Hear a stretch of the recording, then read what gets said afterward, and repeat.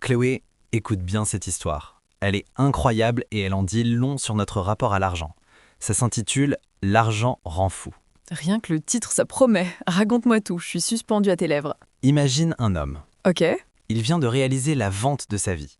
Un terrain cédé pour 15 millions. Waouh. Une fortune. Seul problème, nous sommes en plein week-end. Ah oui. Impossible de déposer l'argent à la banque. Oula, je peux déjà sentir l'anxiété. Avoir une telle somme en liquide sur soi, c'est à la fois un rêve et un cauchemar. Un cauchemar, c'est le mot. Notre homme sombre dans une paranoïa totale. Mhm. Il se méfie de tout le monde, de sa femme Rosette, de ses propres enfants. Même ses enfants? Personne ne lui inspire confiance. Alors, il prend une décision radicale. Ne me dis pas qu'il a... Si, il décide d'aller à la messe du dimanche avec ses 15 millions dans un sac. Non, Pour lui, c'est le seul endroit sûr. c'est fou. Il cherche la protection de Dieu pour son argent, Oui, tout en s'y méfiant de tous les humains qui l'entourent. Le paradoxe est déjà énorme. et ce n'est que le début.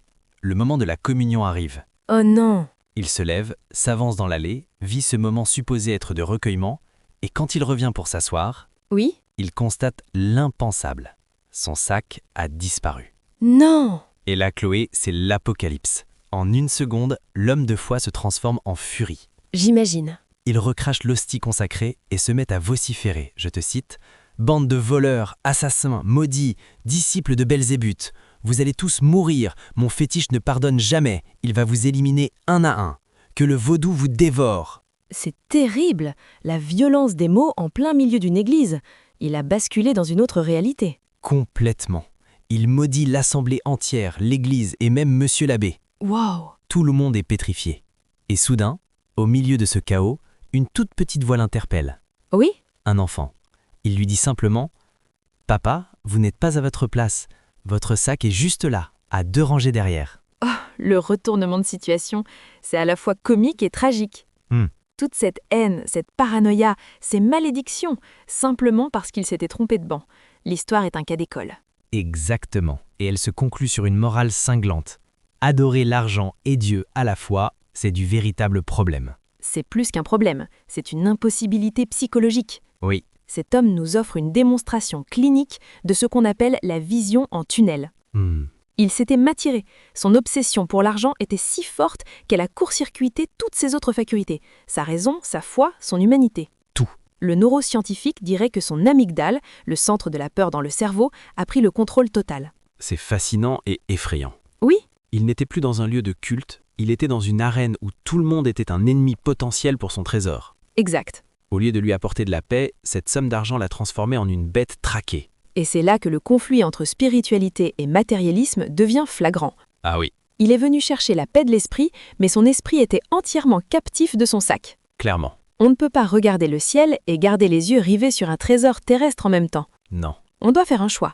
Et dans sa panique, son choix était très clair. Ce que je trouve magnifique, c'est la résolution. Oui, Ce n'est pas un sermon du prêtre ou une intervention de la police qui le calme. non, C'est la vérité la plus simple, la plus innocente, prononcée par un enfant. Vous n'êtes pas à votre place. Cette phrase est tellement profonde. elle est parfaite, car il n'était pas à sa place, ni physiquement dans l'église, Non. ni mentalement dans sa tête. Hmm. Il avait laissé l'argent prendre la place de sa sérénité, de sa confiance en l'autre, de sa foi. C'est ça. C'est une leçon pour nous tous.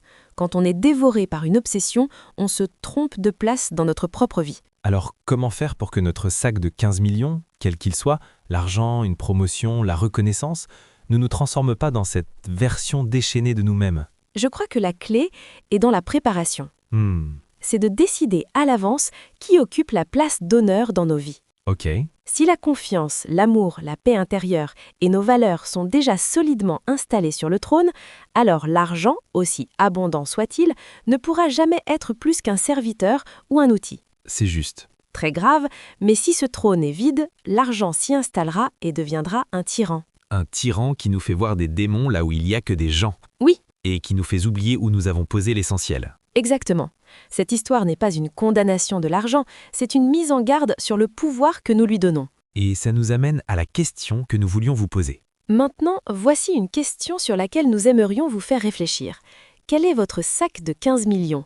Quelle est cette chose dans votre lit que vous protégez si farouchement qu'elle pourrait vous faire perdre de vue tout le reste, y compris votre propre paix?